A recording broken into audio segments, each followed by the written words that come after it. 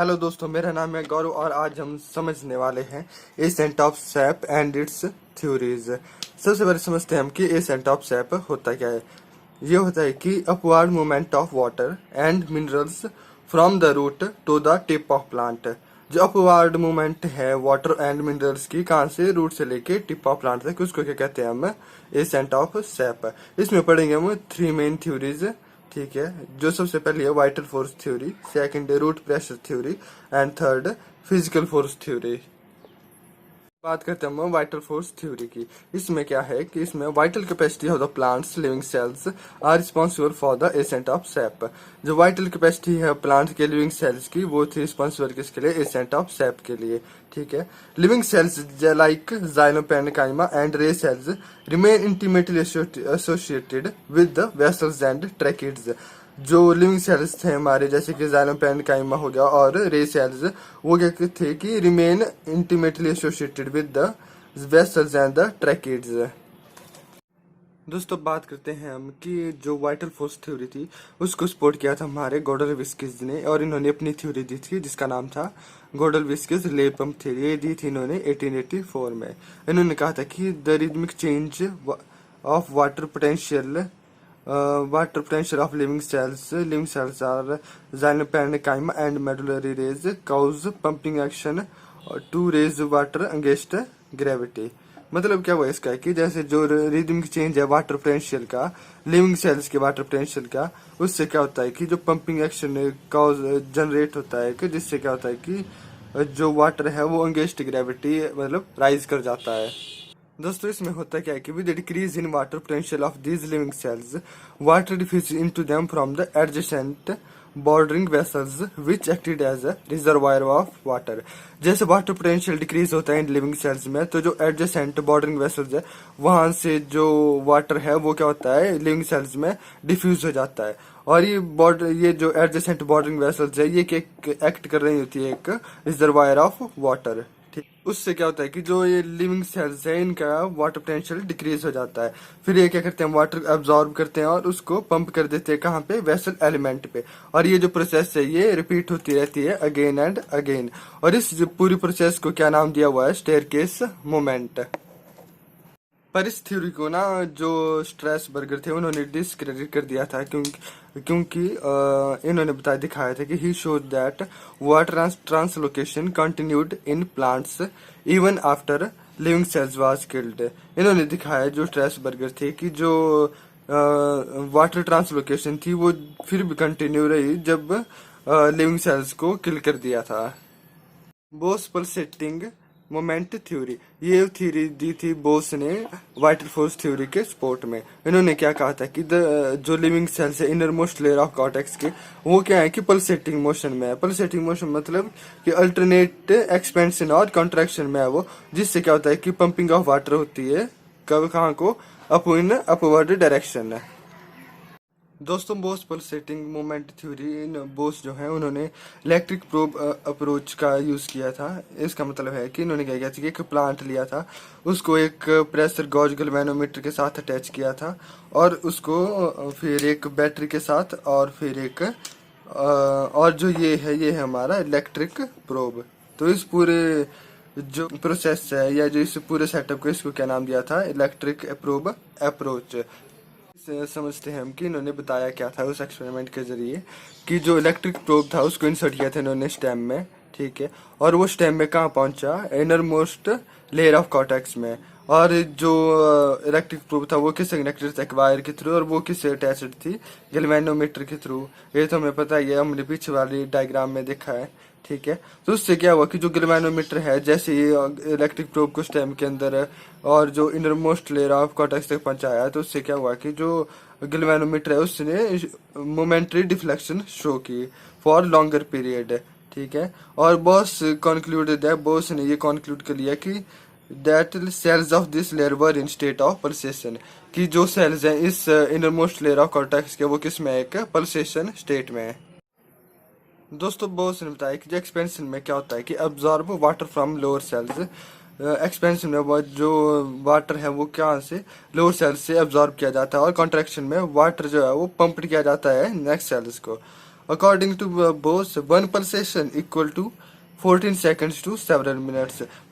बोस ने बताया कि एक पल्सेशन जो है वो 14 सेकंड से लेकर सेवरल मिनट्स तक, मतलब कई मिनटों तक चल सकती है, ठीक है। और जो इस पल्सेशन को क्या बोला, heart beating of a plant.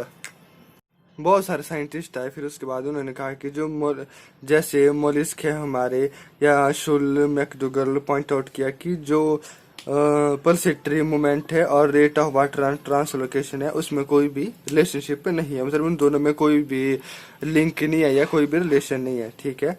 और it has been estimated that जो सैप है वो फ्लो करता है 230 to 400 pulsatory cells per second, ठीक है। और for a normal ascent of sap, परंतु but Bose estimation was 14 seconds. So मतलब बोस का एस्टिमेशन था 14 सेकंड्स, तो इस थ्योरी को क्या कर दिया, डिस्कार्ड कर दिया गया। दोस्तों एसेंट ऑफ सैप को एक्सप्लेन करने के लिए एक और थ्योरी दी गई थी जिसका नाम है रूट प्रेशर थ्योरी। चलिए हम सबसे पहले समझते हैं कि रूट प्रेशर होता क्या है। Due to accumulation of water absorbed by the roots of a hydrostatic pressure is developed in the root system, ठीक है।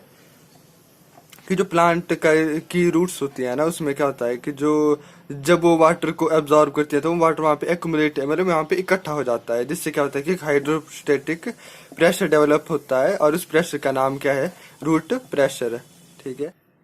दोस्तों आगे क्या होता है कि जैसे if stem of a plant is cut near its base, xylem sap is seen to flow out through the cut and.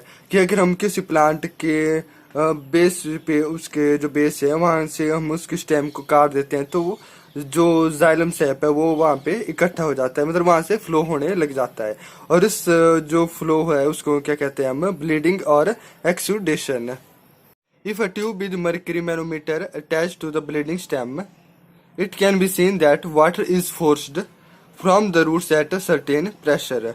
जो अगर हम ब्लीडिंग स्टेम के साथ एक मर्करी मैनोमीटर को अटैच कर देते हैं, तो जो हम क्या देख सकते हैं कि जो वाटर है वो एक फोर्स के साथ बाहर आ रहा है रूट से, एक सर्टेन प्रेशर के साथ, ठीक है। और जो प्रेशर है वो कितना होता है, 0.5 to 0.6 MPa, ये रिकॉर्ड किया गया है, ठीक है। But most plants do not exceed at 0.1 MPa। जो मोस्ट ऑफ द प्लांट्स है वो उनका जो प्रेशर है वो 0.1 MPa से भी ज्यादा नहीं होता है। और जो रूट प्रेशर है वो क्या एक ऑस्मोटिक फिनोमिनन है। Some scientists believe this theory, but many discarded because for 114 meters tree length, ठीक है, यहाँ तक समझते हैं। Some scientists believe this theory, बहुत सारे साइंटिस्टों ने इस थ्योरी को बिलीव किया, परंतु बहुत सारे ने डिस्कार्ड कर दिया, क्योंकि फॉर 100 मीटर्स ट्री लेंथ, जो 114 मीटर्स की लेंथ वाली ट्रीज है उनके लिए क्या चाहिए, 2.2 MPa जो प्रेशर है वो रिकॉर्ड होता है। और ये जो रूट प्रेशर थी ये ज़्यादातर कॉनिफर्स और जिम्नोस्पर्म में ऑब्जर्व नहीं की जाती, ठीक है। और जो ट्रांसपिरेशन रेट है वो एक्सुडेशन रेट से ज़्यादा हाई है।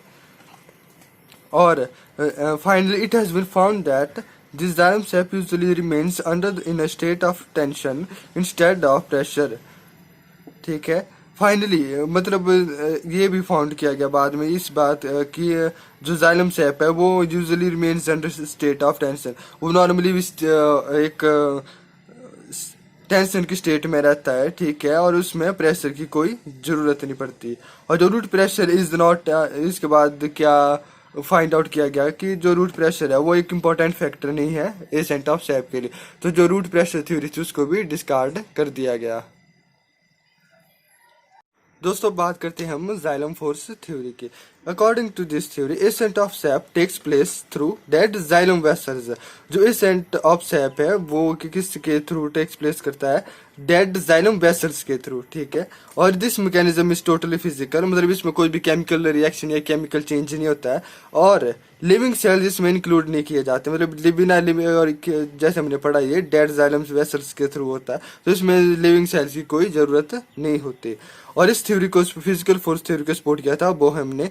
इन्होंने क्या कहा था कि Boehm suggested that xylem vessels act like capillary tube. According to Boehm इन्होंने क्या कहा कि जो जाइलम वेसल्स हैं वो किन की तरह एक्ट करती हैं, कैपिलरी ट्यूब की तरह। According to Boehm capillarity of vessels and normal atmospheric pressure are responsible for ascent of sap. इन्होंने क्या कहा कि जो कैपिलरिटी है वेसल्स की और जो नॉर्मल एटमॉस्फेरिक प्रेशर है उसकी वजह से क्या होता है ascent of sap. But vessel capillaries raise water to a certain height.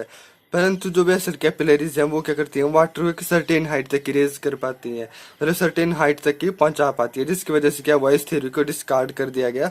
और ये this theory also couldn't explain the translocation of water up to a height of 114 meters against gravity।